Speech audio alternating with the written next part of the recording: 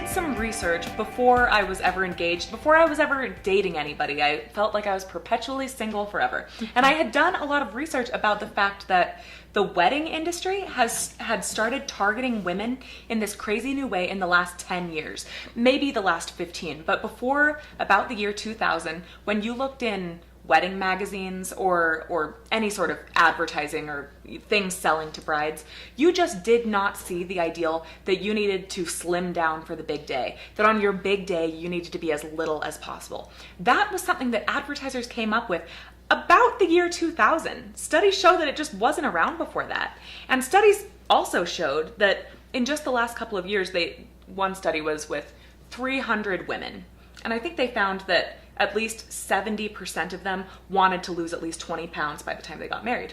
So I knew about all this pressure. I knew that women were being targeted in a new way. And then I started dating somebody and I got engaged. And I realized I might need to write a personal post about this and do our wedding beauty redefined style. So I did. Love it. Yeah, I decided to do a few things for the big day. First of all, I chose not to lose any weight. I chose that because I found a man that loved me the way I am, first of all. So why? What's the point? Why would we be begged to change when these are women that had found somebody that was already in love with them, I would hope, you know? Right. So besides the fact that I knew he liked me the way I wasn't going to let some other industry tell me to hate myself and that I needed to change. So I made a conscious decision to, I worked out, I ate healthy, but I chose not to go on a diet or go to any extremes to lose any weight.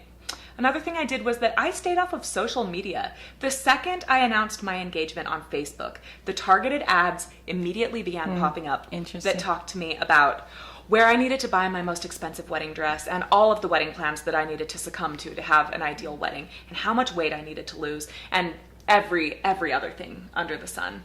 And so I decided to stay off social media, which I think is hard for a lot of brides and women, but I didn't go on Pinterest once. I think we know that social media actually contributes to a lot of the body image woes and the self-esteem woes that girls and women face today. We know this from studies. And so I chose to not be a part of it. I didn't look at photoshopped images. When I got married, I made sure that none of my photos from the engagement or the wedding were photoshopped in any way. Because I wanted to show a little bit of reality. And I think it worked. Then I blogged about it and tried to help other people see that you can be happy just the way you are. Whether you're getting married, whether you're single, I don't care what it is. We don't have to succumb to these ideals.